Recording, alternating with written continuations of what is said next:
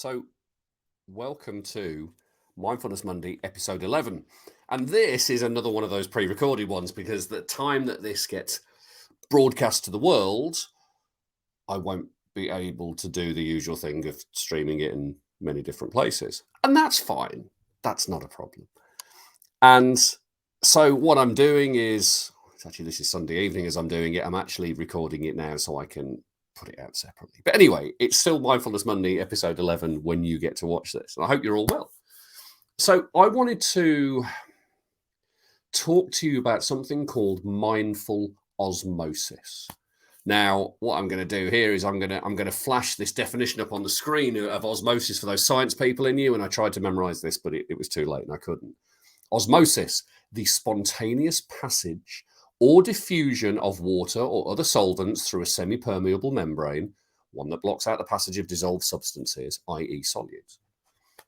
So it's this idea with osmosis of spontaneous, so there's no kind of real thought process to it, passage or diffusion of water or other solvents through a semi-permeable membrane. So from one place to another, it's something which, when I think of osmosis, what I think about almost just spontaneously absorbing stuff, just being around something and picking it up and just kind of having it kind of leave its effect and leave its mark on you. A bit like walking through a field of long grass. What happens is you end up picking up bits of the long grass on your trousers or your legs as you walk through, as it brushes up against you. It's kind of how plants and seeds and stuff will propagate themselves and travel miles and miles.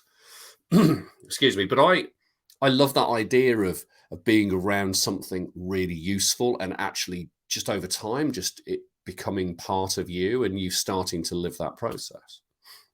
And the reason I was thinking about this was that today I had this appear on my Headspace account when I did a meditation, and I was like, bugger. I had at this point a 93-day streak on Headspace.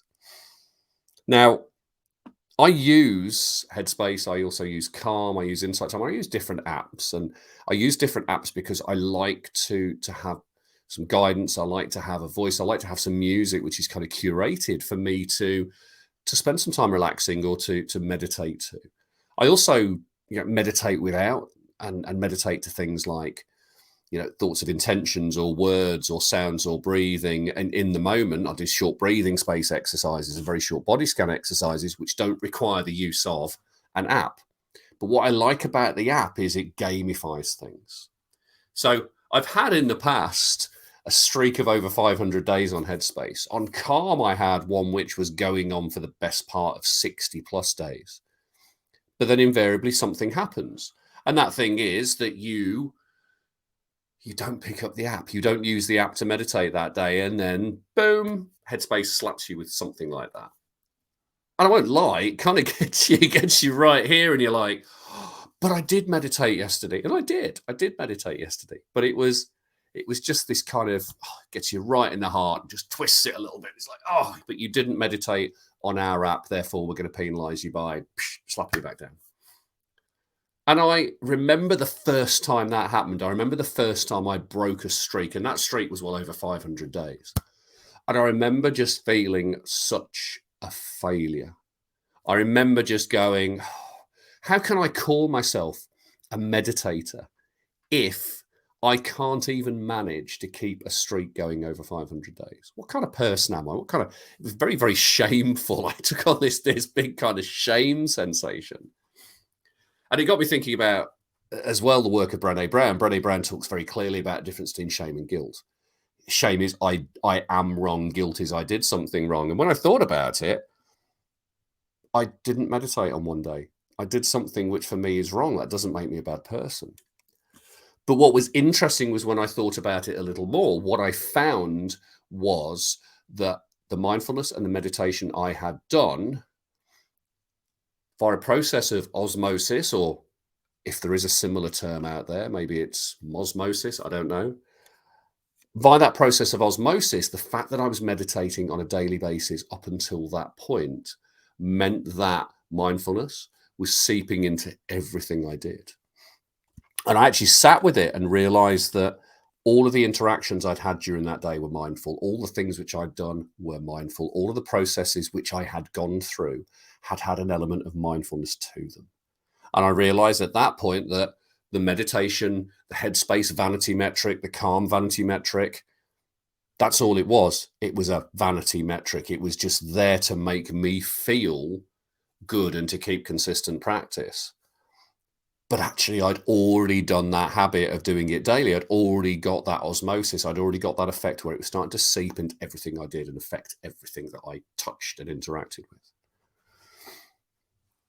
And that felt really good. That felt very, very good. And it was great because it meant that when Headspace was trying to stick it here in my heart, I could just kind of bat it away and go, no, it's fine. Mindfulness had become part of what I did on a day-to-day basis.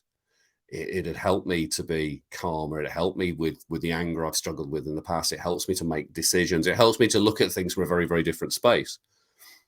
And yes, all of that has come from a daily meditation practice. It's come from gamifying things through apps, and it's come from intentionally practicing mindfulness and thinking about how I react and respond to the world. So the real message in this is, excuse me, is yes, use apps. They're brilliant. They're really good. They give you variety. And if it keeps the interest going, it's fantastic. But that run streak is a vanity metric.